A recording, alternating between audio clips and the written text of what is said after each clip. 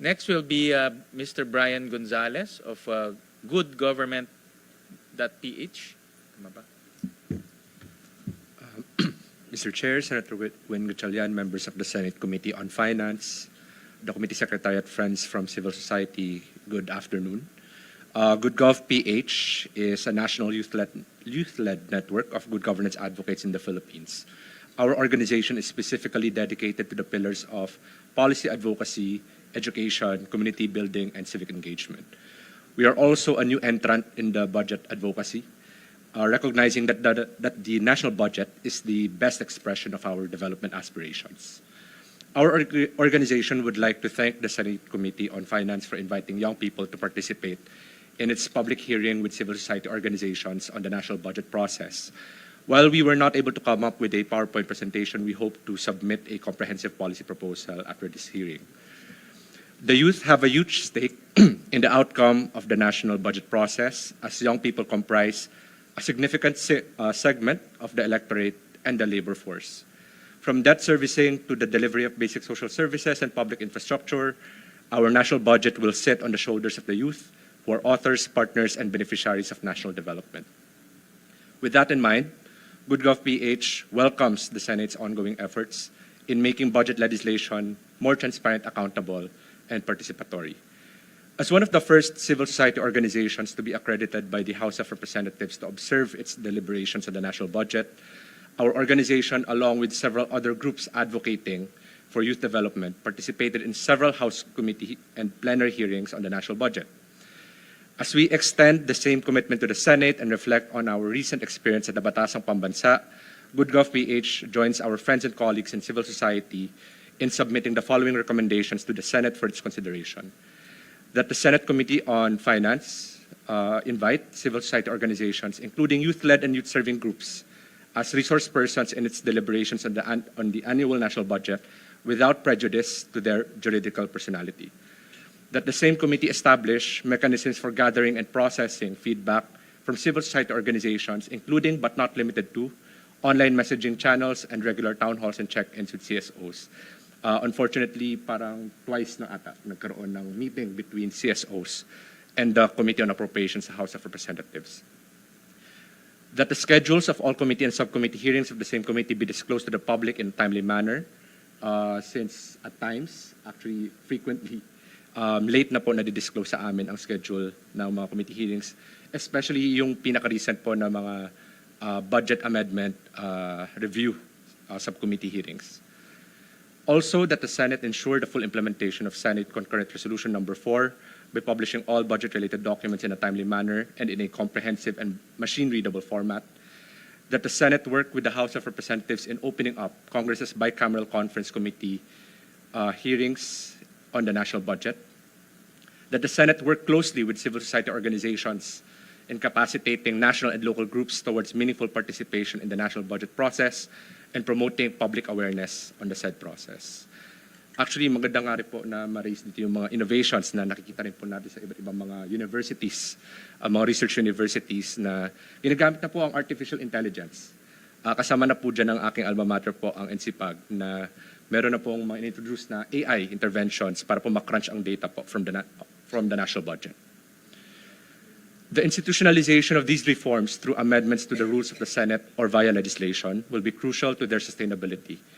GoodGov.ph would like to express its support for Senate Bills number 32, 537, 804, and 1102, which seek to institutionalize the participation of civil society organizations in the preparation and authorization process of the annual national budget and provide effective mechanisms, therefore, as well as Senate Joint Resolution number 1, which hopes to ensure transparency and accountability in the conduct of all bicameral conference committee hearings. The Senate can also maximize its membership in the National Steering Committee of the Philippine Open Government Partnership, institutionalized through Executive Order number 31, series of 2023, to access technical assistance and foster multi-sectoral support for the said reforms. As a platform chaired by the Department of Budget and Management and engaged by multiple national government agencies, hundreds of local government units, and thousands of civil society organizations, and given the DBM's ongoing efforts to promote open budgeting and procurement, the PHOGP can provide the much-needed impetus for civil society participation in all stages of the national budget process and involve all national government agencies. As to our proposed budgetary priorities, GoodGov.ph agrees with the Development Budget Coordination Committee that the national budget for fiscal year 2026 ought to prioritize human capital development by boosting investments in education, health, and workforce upskilling. As one of the biggest stakeholders of the education sector and the labor force, the interest and welfare of young people must lie at the heart of our national development strategies and interventions. We are one with our friends from the education sector in urging Congress to ensure that the upcoming budget for education will comply with the provisions of the 1987 Constitution and meet global education benchmarks.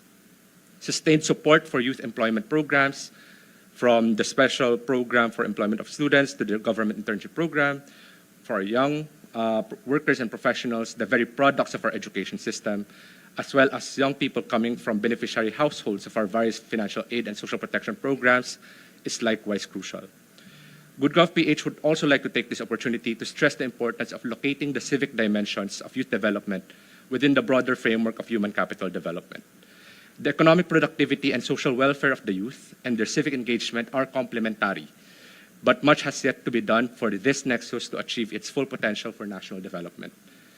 Legislation, including the national budget, congressional oversight, and agency-level reforms would be good places to start.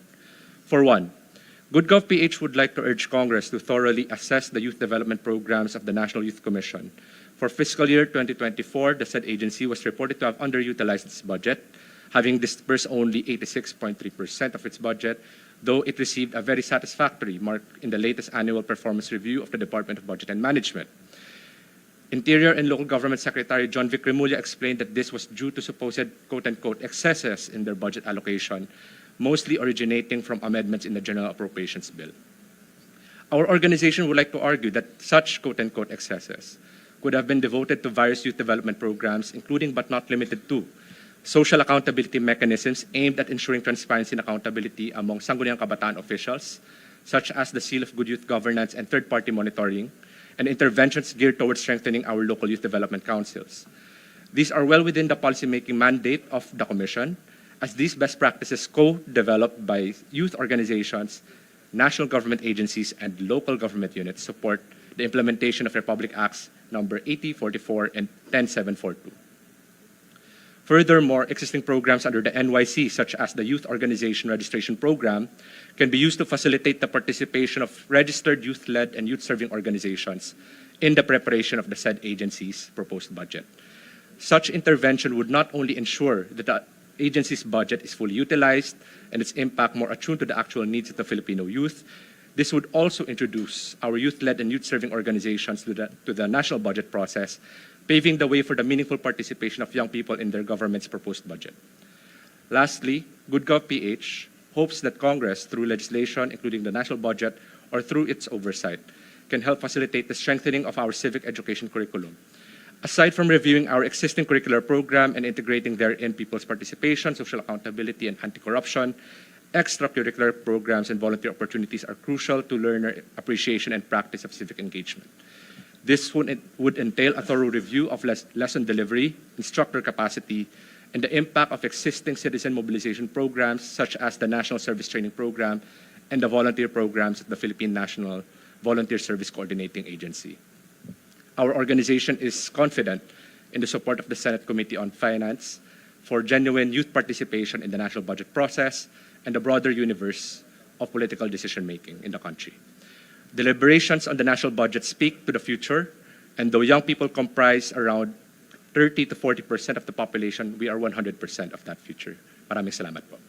Thank you. Thank you, Mr. Gonzales.